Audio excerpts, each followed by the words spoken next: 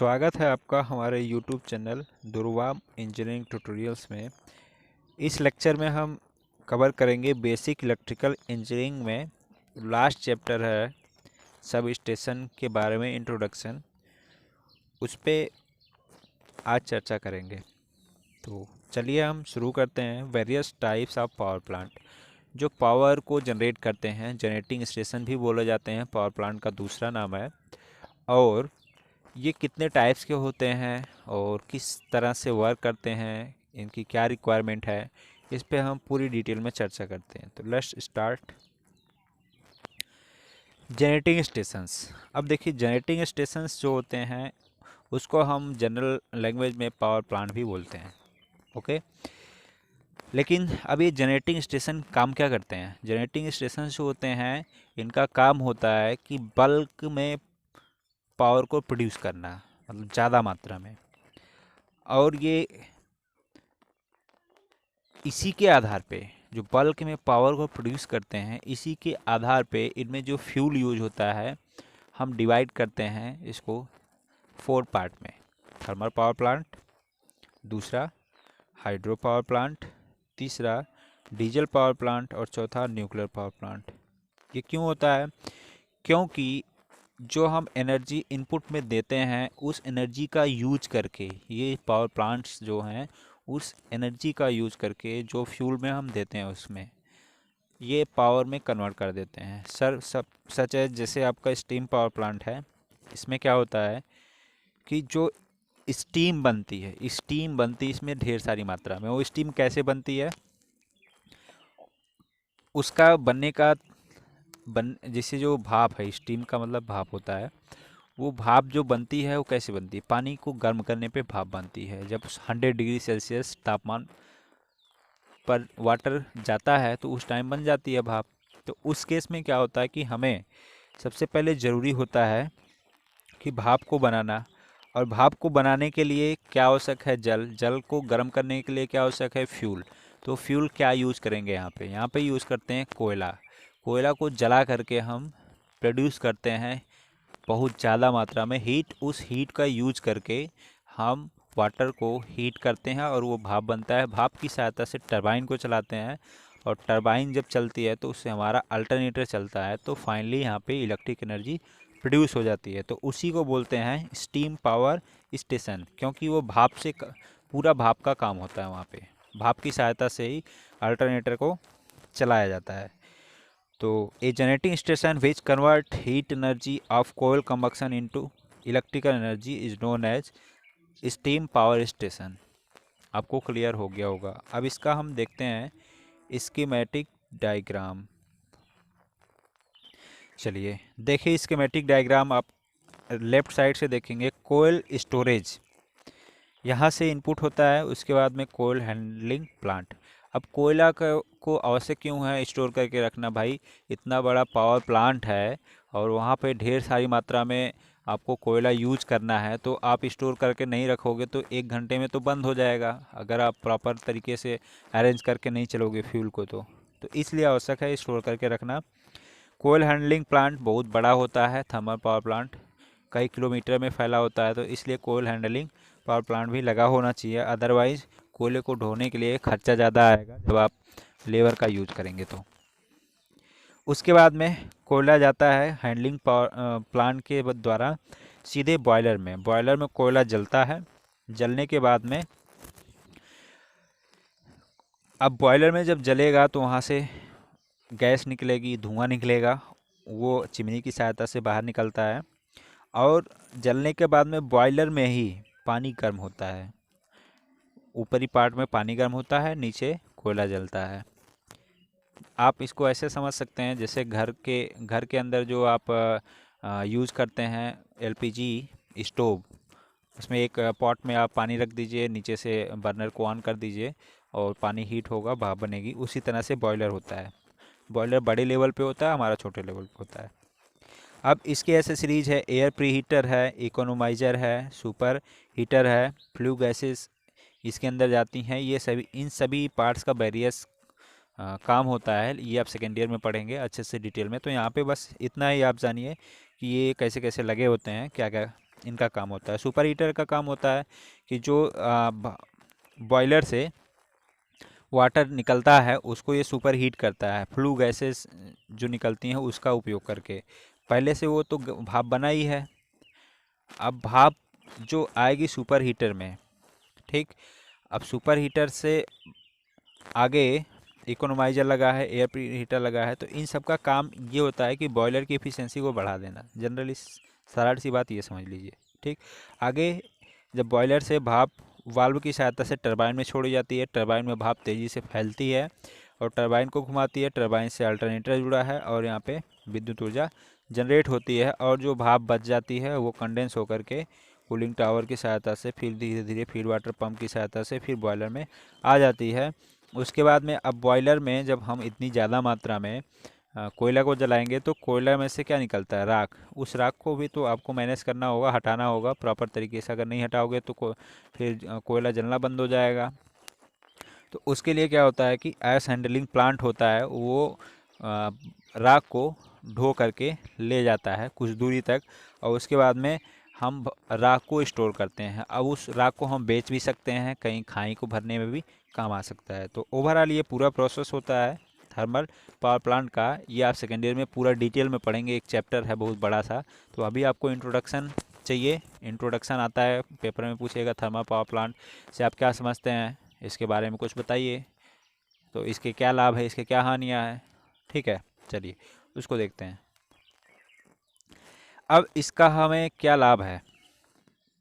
इसका लाभ ये होता है कि the fuel use in quite cheap, जो हम कोयला यूज करते हैं उसकी वैल्यू बहुत कम है, वो हम आसानी से प्राप्त कर सकते हैं, इसलिए ये सस्ता पड़ता है।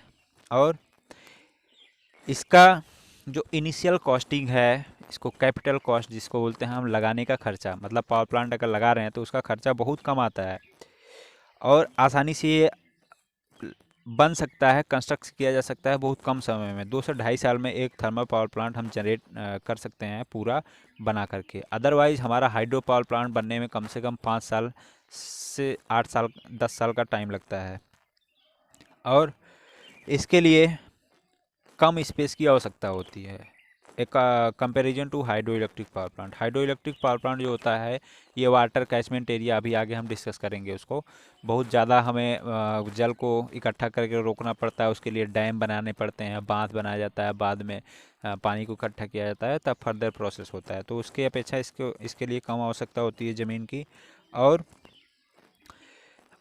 इसमें जो कॉस्ट होती है पावर जनरेशन की वो डीजल इलेक्ट्रिक पावर प्लांट की अपेक्षा कम होती है, क्योंकि डीजल पेट्रोल आप जानते ही हैं कितना महंगा है।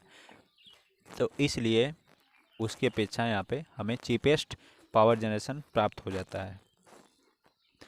अब इससे हानियाँ क्या हैं। इस पावर प्लांट से हानि ये होती है कि कोयला को जलाने पे कार्बन डाइऑक्साइड, सल्फर और ऐसे कंटेंट हैं, एयर गैसेस हैं जो इन्वायरमेंटल को पॉल्यूटेट करती हैं, प्रदूषण फैलाती हैं इन्वायरमेंट में। तो उससे जन साधारण को और जो पूरे पेड़ पौधे हैं, पूरे इन्वायरमेंट को नुकसान पहुंचता है, जिसके कारण ये इसका बहुत ही बड़ा डिसएडवांटेज है। और इसकी रनिंग कॉस्ट ज़्यादा आती है। रनिंग कॉस्ट ज़्यादा इसलिए आती है क्योंकि यहाँ पे मेंटेनेंस ज़्यादा करना पड़ता है, और जो इसकी इफ़िशियंसी है वो कम आती है हाइड्रो इलेक्ट्रिक पावर प्लांट की अपेक्षा। उसके कारण इसकी रनिंग कास्टेज बढ़ जाती हैं। फ्यूल का चार्ज कुछ देना पड़ता है, हाइड्रो इलेक्ट्रिक पावर प्लांट में नहीं देना होता है, क्योंकि वहाँ पे पानी खरीदने नहीं जाना होता है, हम पानी को इकट्ठा करके रख लेते हैं। तो चलिए आगे देखते हैं। अब आती है बात हाइड्रो इलेक्ट्रिक पावर प्लांट। अब हाइड्रो इलेक्ट्रिक, हाइड्रो का मतलब होता है वाटर। तो यहाँ पे जो हमारा जल है उस जल का उपयोग करके हम पावर को जनरेट करते हैं। इस टाइप के पावर प्लांट कहलाते हैं हाइड्रो इलेक्ट्रिक पावर प्लांट। और इसमें क्या होता है कि जो जल की पोटेंशियल एनर्जी होती है, पोटेंशियल एनर्जी का मतलब होता है कि जब हम एक आप बाल्टी ले लीजिए, बाल्टी में जल भर लीजिए और एक ग्लास में जल भर लीजिए। दोनों के कंपेयर में जब आप छेद करेंगे नीचे, तो एक बाल्टी में जब छेद करेंगे तो उससे तेज़ मात्रा में जल तेज़ी से निकलता है कंपैरिजन टू ग्लास। तो इसमें होता क्या है कि पोटेंशियल एनर्जी का मतलब ज़मीन से कितनी हाइट पे हम वाटर जल को इकट्ठा कर पाते हैं, उतना ही ज़्यादा उसमें पोटेंशियल एनर्जी क्रिएट होगी। पोटेंशियल एनर्जी कैसे निकालते हैं? एम जी एच से निकालते हैं। P equal to M G H. एक मिनट में यहाँ बता देता हूँ। P equal to M G H से हम पोटेंशियल एनर्जी को फाइंड आउट करते हैं। जी यहाँ पे ग्रेविटेशनल है और एच हाइट है, एम मास ऑफ वाटर, मतलब जो कितना लीटर वाटर है उसका कंटेंट है। ठीक है, आगे अब जो इलेक्ट्रिकल एनर्जी है वो जनरेट कैसे होगी? हाइड्रो पावर प्लांट से। सिंपल ही है। हाइड्रो पावर प्लांट जो होता है इसमें वाटर को हम इकट्ठा कर लेते हैं एक डैम बना करके, और उस डैम की हाइट कुछ रखते हैं। उस हाइट के द्वारा क्या होता है, वाटर हमारा इकट्ठा हो जाता है जब बारिश होती है उस समय में, और हम उसको साल भर अपना यूज़ करते हैं टरबाइन को चलाने के लिए। और टरबाइन हाइड्रोलिक टरबाइन होती है वो, उसमें आपकी पेल्टन व्हील आती है और फ्रांसिस आती है, कैप्लान आती है। ये हाइट के हिसाब से अलग अलग जगह यूज करते हैं। कैप्लान सबसे लो हाइट पे यूज होता है। लो हाइट जो पावर प्लांट होते हैं लगभग 0 से 30 मीटर की हाइट पर वाटर कंटेंट अवेलेबल रहेगा। उसके बाद में जो फ्रांसिस है थोड़ा उससे medium hydro electric power plant के लिए यूज होता है, और कैप्लान है वो सबसे ज़्यादा हाइट पे यूज किया जाता है। आगे चलते हैं। ये कुछ हमारा हाइड्रो इलेक्ट्रिक पावर प्लांट का फिगर है। अब इसमें थोड़ा बहुत आपको आइडिया लग जाएगा देख करके। यहाँ देखेंगे रिजर्वर। रिजर्वर का मतलब होता है जहाँ हम पानी इकट्ठा करते हैं, तालाब। वो तालाब कैसे बनाते हैं? हम डैम को बना करके, कहीं कहीं ऐसी जियोलॉजिकल लोकेशन मिल जाती है जहाँ पे पहाड़ रहते हैं चारों तरफ, तो उस पहाड़ का यूज करके भी हम पानी को इकट्ठा करने का काम कर सकते हैं, लेकिन अदरवाइज़ हमें डैम बनाना पड़ जाता है। ये देखिए डैम है, यहाँ से स्लुइस गेट है। स्लुइस गेट उसको हम बोलते हैं जहाँ से पानी हमारा पेनस्टॉक में पाइप में इंटर करता है। किसके लिए? जो वाटर टरबाइन है वहाँ पर जाने के लिए ये पेनस्टॉक पाइप लगाते हैं। ठीक है, इनटेक यहाँ एरो की साइड से देखिए आप, इनटेक यहाँ से पानी का होता है। स्लुइस गेट ये हम कम ज़्यादा कर सकते हैं। इधर जो रिजर्वर में आप देख रहे हो ये वाला पॉइंट जो लगा है, इसको ऊपर नीचे हम कम ज़्यादा कर सकते हैं पानी के प्रवाह को। ठीक, अब टरबाइन देखिए पेनस्टॉक से जुड़ा है। ये टरबाइन ऐसे घूमता है और ये पानी जो हम ऊपर रिजर्व में इकट्ठा किए हैं ये ऐसे नीचे की तरफ आते हुए स्पीड बढ़ जाती है। तो यहाँ पे पानी की जो टोटल एनर्जी है, potential energy plus kinetic energy, दोनों मिल करके टरबाइन को घुमाती हैं। अब ये पानी सीधे टेल रेस बोलते हैं, टेल वाटर भी बोलते हैं, यहाँ पे इकट्ठा होता है। एक हमारा वहाँ एक नदी टाइप का होता है, या फिर हम रिजर्वर अलग से बना लेते हैं तालाब, वहाँ पानी इकट्ठा होता है। और फिर ये जब पानी तेज़ी से इधर से आता है पेनस्टॉक से, तो हमारा टरबाइन घूमता है। टरबाइन घूमेगा, इससे जनरेटर जुड़ा है, जनरेटर घूमेगा तो ये पावर जनरेट करेगा। उसके बाद ट्रांसफार्मर लगा करके हम पावर को स्टेप अप करते हैं। फाइनली जब पावर स्टेप अप हो जाता है, ये देखिए यहाँ पे ये पावर स्टेप अप हो गया, तो हम उसको ट्रांसमिट कर देते हैं। ठीक है, ये स्लुइस गेट का पार्ट है। इसको ऊपर नीचे कर करके हम पानी को स्पीड को कम कर सकते हैं। ये जनरेटर है आपका, ये टरबाइन है। ये टरबाइन ऐसे ऐसे घूमता है, इससे जनरेटर घूमेगा और यहाँ से पावर जनरेट होगी और ट्रांसफार्मर को सप्लाई हो जाती है। ठीक है, चलिए अब नेक्स्ट स्लाइड पे चलते हैं। अब इससे फ़ायदा क्या है? देखिए हाइड्रो इलेक्ट्रिक जो पावर प्लांट है, सिंपली आप ये जानिए कि इसमें कोई कॉस्ट नहीं लगती है फ्यूल की। या पानी खरीद के ले आते हो, आप पीने के लिए ला सकते हो, बट यहाँ पे कोई भी पानी यूज़ कर लेते हैं टरबाइन को चलाने के लिए। लेकिन आप कहोगे कि सर तब तो वो समुद्र का पानी है, वहाँ उसको भी यूज़ कर सकते हैं। हाँ यूज़ कर सकते हैं, लेकिन वो खारा पानी होता है। हमारी टरबाइन की जो ब्लेड होती है वो जल्दी टूट जाएगी जंग लग करके, इसलिए उसका यूज़ हम नहीं करते हैं। अब इससे फ़ायदे क्या हैं इसको देख लेते हैं। सबसे पहला फ़ायदा आपको बता दिया, फ्यूल कॉस्ट बहुत कम होती है। दूसरा, ये बहुत ही साफ़ सुथरा होता है, इससे किसी प्रकार का प्रदूषण नहीं होता है। तीसरा फ़ायदा, इसका जो रनिंग चार्ज होता है वो बहुत कम होता है, क्योंकि पानी को ख़रीदना नहीं होता है, कोई कास्टिंग नहीं देनी होती है इसलिए। चौथा, ये कंस्ट्रक्शन में बहुत ही सिंपल होता है। यहाँ पे एक बांध बना देंगे, रिजर्वर, उसके बाद एक पाइप लगा देंगे, टरबाइन लगा देंगे, टरबाइन से जनरेटर को जोड़ देंगे, पावर जनरेट होना शुरू हो जाती है। थर्मल पावर प्लांट में आप देखे होंगे स्कीमेटिक डायग्राम में ढेर सारा इतना उपकरण लगा था, तो वहाँ थोड़ा सा कॉम्प्लिकेशन हो जाता है और इसमें मेंटेनेंस की आवश्यकता कम होती है।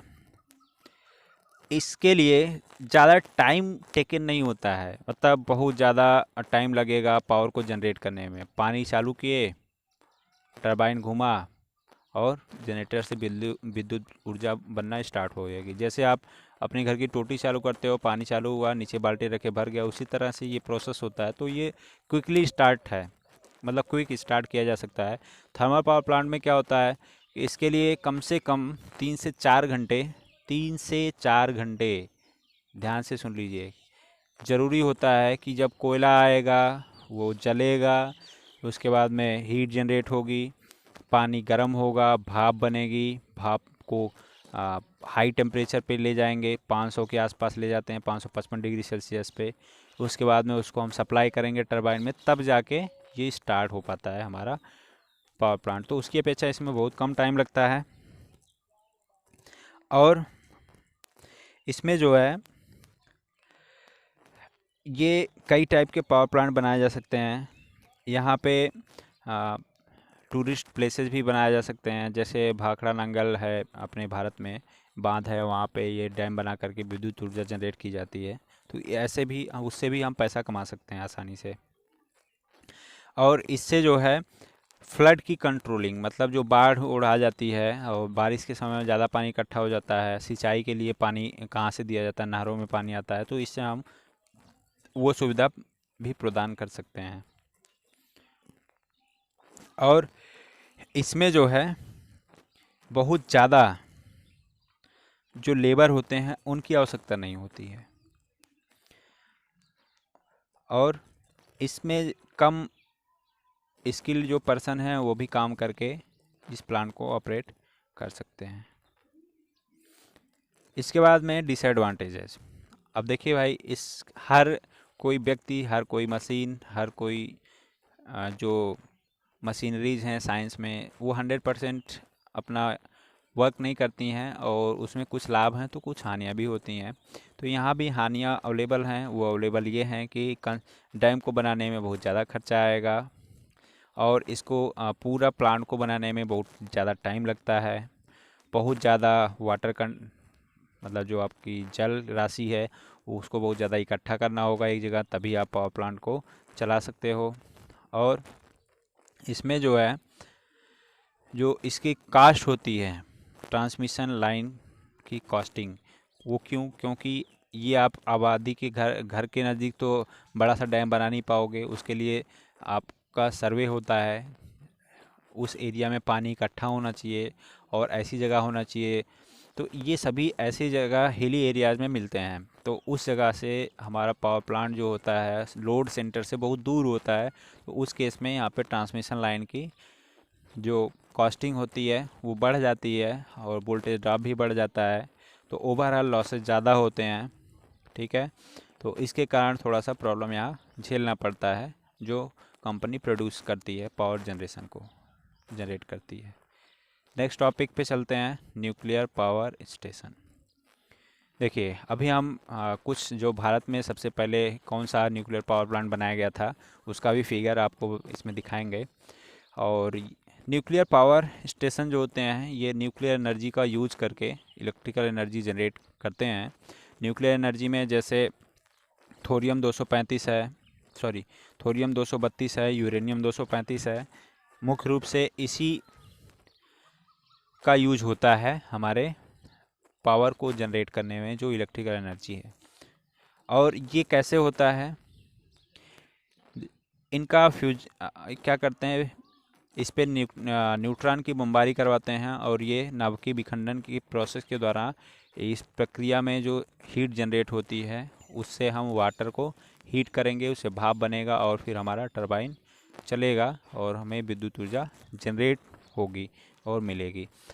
तो ओवरऑल प्रोसेस इसका भी जैसे हमारा थर्मल पावर प्लांट है उसी तरह से ही है, बस वहाँ पे हम फ्यूल के रूप में कोयला यूज़ करते हैं, यहाँ पे यूज़ करते हैं न्यूक्लियर जो तत्व हैं उनका, यूरेनियम या थोरियम।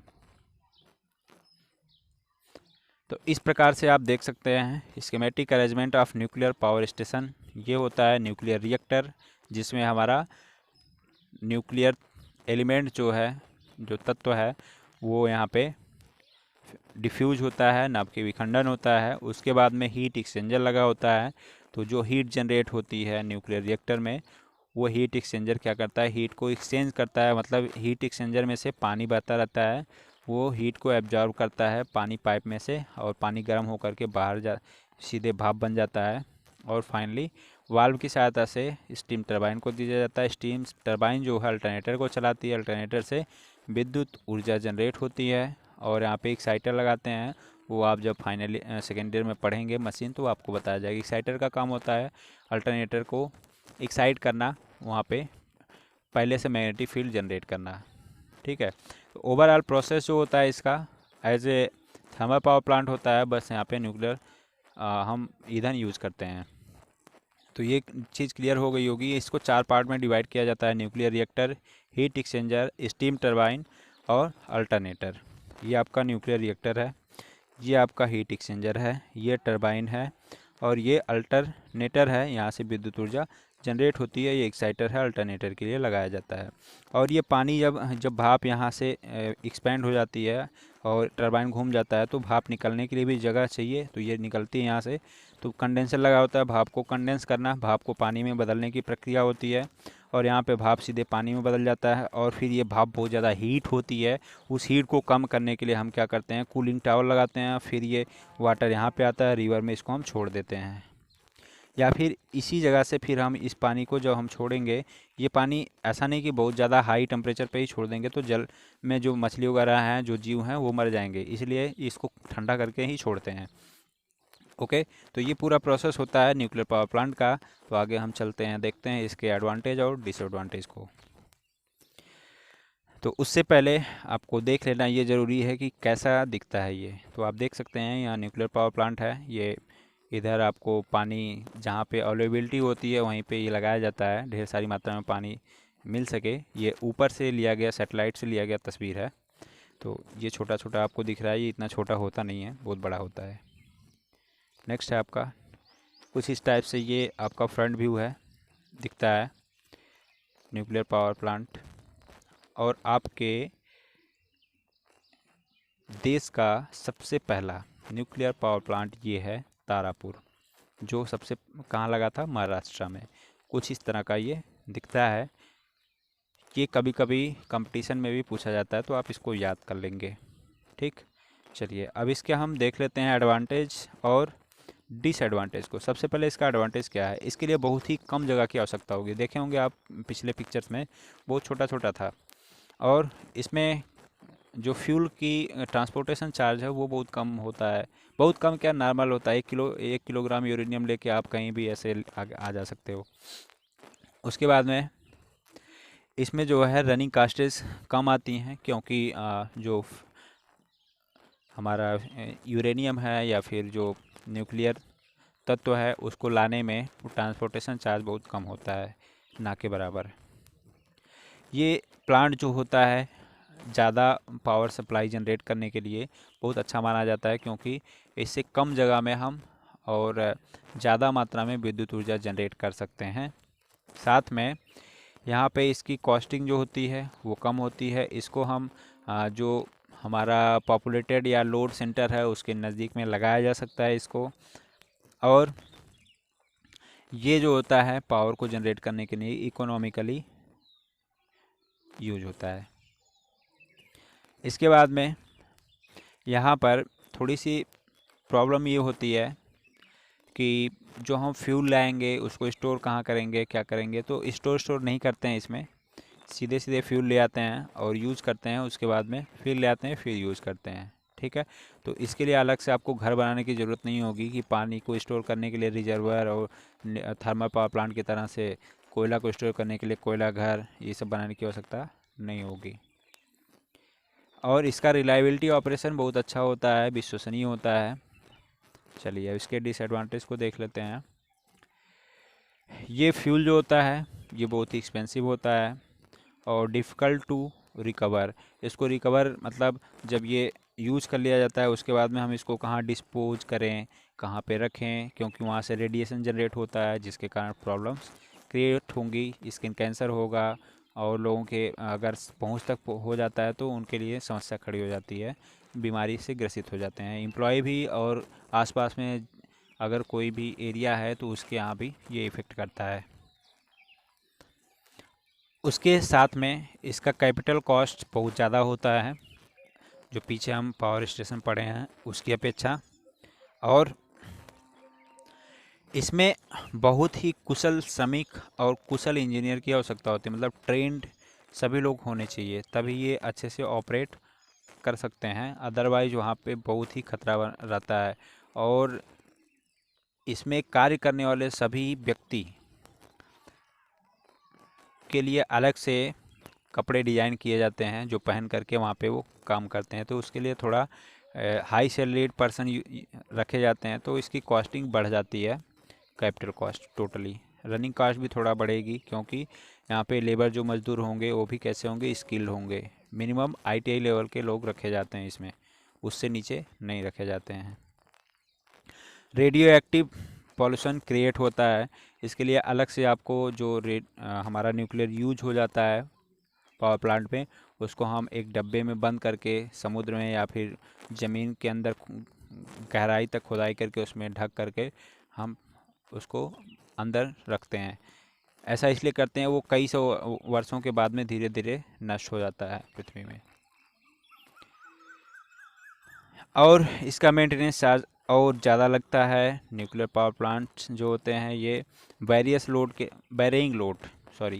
वेरिंग लोड का मतलब जब लोड बदलता रहता है उसके लिए यूज नहीं कर सकते हैं, क्योंकि एक बार जब हमारा पावर जनरेट जितना से ये 500 मेगावाट के लिए अगर डिज़ाइन किया गया तो 500 मेगावाट जनरेट करेगा ही करेगा। हम उसको अचानक से कम नहीं कर सकते हैं और 500 मेगावाट से ज़्यादा हम उस पर लोड नहीं दे सकते हैं। अब आता है डीजल पावर स्टेशन।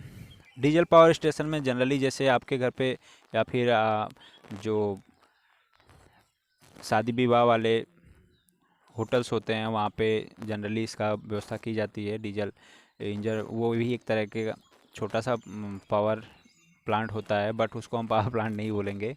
उसको मैं आपको समझाने के लिए ऐसा बोल रहा हूँ कि वहाँ पे मैकेनिकल एनर्जी चाहिए। मैकेनिकल एनर्जी किसको, अल्टरनेटर को घुमाने के लिए। अल्टरनेटर जब घूमेगा तो पावर जनरेट होगी ही होगी। तो उसी तरह से हमारा डीजल पावर प्लांट होता है। ठीक, इसमें डीजल ईंधन का यूज होता है जनरेटर को चलाने के लिए। जनरेटर हमारा चलता है तो उससे अल्टरनेटर चलेगा तो पावर जनरेट होगी। ये कुछ इसका स्कीमेटिक डायग्राम है। जो डीजल इंजन पावर प्लांट होता है, फ्यूल टैंक होता है बहुत बड़ा सा, उसमें फ्यूल भरा रहता है, वहाँ से पाइप लगी रहती है जितने भी जनरेटर होते हैं उसको चलाने के लिए। ठीक, और उससे अल्टरनेटर से जनरेटर को जोड़ा गया रहता है और जनरेटर को कूलिंग के लिए भी पर्याप्त व्यवस्था रहती है। इसकी मेंटेनेंस कॉस्ट, इसकी लुब्रिकेंटिंग, ये सभी चीज़ें बहुत ज़्यादा कॉस्टिंग होता है, जिसकी वजह से इसका यूज हम बहुत कम करते हैं। As a standby plant के रूप में करते हैं। स्टैंड बाई प्लांट का मतलब ये होता है कि जब हमारा प्लांट, जैसे थर्मल पावर प्लांट है, उस पर लोड बहुत ज़्यादा बढ़ गया, पीक लोड हो गया शाम के समय और सुबह 10 से 4 बजे के बीच में ज़्यादा लोड बढ़ जाता है, क्योंकि सभी ऑफिस, स्कूल, कॉलेज, होटल सब चीज़ खुल जाते हैं एक साथ, तो लोड बढ़ेगा। तो उसके केस में हम इसको पीक लोड को मैनेज करने के लिए यूज़ कर सकते हैं। पीक लोड के लिए आपका हाइड्रो पावर प्लांट भी यूज होता है। ओके, चलिए अब नेक्स्ट पे चलते हैं, स्लाइड पे। ये आप देख सकते हैं कुछ इस तरह का दिखता है हमारा डीजल इलेक्ट्रिक पावर प्लांट। ठीक, यहाँ पे बड़े बड़े जनरेटर्स होते हैं जो कई 350, 300, 400, 500, 700, 800, 1000 एचपी तक के डीजल इंजन्स लगे होते हैं जो अल्टरनेटर को चलाते हैं। इससे फ़ायदा क्या होती है? इससे फ़ायदा यही होता है कि सिंपल है, कहीं पे भी छोटा सा जगह खोद करके वहाँ पे फाउंडेशन बना के डीजल इंजन को लगा करके अल्टरनेटर लगा करके चला सकते हैं। कम जगह की आवश्यकता होगी और कहीं भी स्थापित किया जा सकता है इससे। और यहाँ पे स्टैंड बाई लॉसेज नहीं होता है। स्टैंड बाई का मतलब जब हमारा लोड नहीं है तो उसको हम बंद कर सकते हैं, कोई प्रॉब्लम नहीं होती है। अदरवाइज़ थर्मल पावर प्लांट को चलाते रहना होता है। अगर हम बंद कर देंगे तो उसको चालू करने में 4 से 5 घंटे लग जाएंगे। ठीक है। Thermal efficiency is higher than steam power plant. Thermal efficiency इसकी हाई इसलिए होती है क्योंकि यहाँ पे कोई थर्मल जो हीट लॉस होता है वो नहीं होता है। और इसके लिए कम स्टाफ की ज़रूरत होगी। ज़्यादा से ज़्यादा 5-6 स्टाफ लगा करके भी हम काम चला सकते हैं, जो प्रॉपर ये देखते रहें कि इंजन का जो हीटिंग है वो ठीक ठाक चल रहा है, लोड ठीक ठाक चल रहा है और फ्यूल प्रॉपर है कि नहीं है। ये सभी चीज़ें करके हम चला सकते हैं इसको। इससे हानियाँ होती हैं कि रनिंग कॉस्ट इसकी बहुत ज़्यादा होती है और ये ओवरलोड पे सेटिस्फैक्ट्री ऑपरेशन नहीं प्रदान कर सकता है। ओवरलोड होता है तो उस टाइम पे ये नहीं काम करेगा, बंद हो जाएगा। ये पावर प्लांट जो होते हैं बहुत ज़्यादा पावर जनरेट नहीं कर सकते हैं बल्क मात्रा में, इसलिए छोटे लेवल पे ये लगाए जाते हैं। लुब्रिकेशन चार्ज इसका बहुत ज़्यादा होता है और मेंटेनेंस चार्ज भी बहुत ज़्यादा होता है, इसलिए इसका यूज हम कम से कम करते हैं। तो इस तरह से आपका ये टॉपिक कंप्लीट हुआ। Thanks for watching this video. God bless you all. Subscribe, like and share to each other. जय हिंद, जय भारत।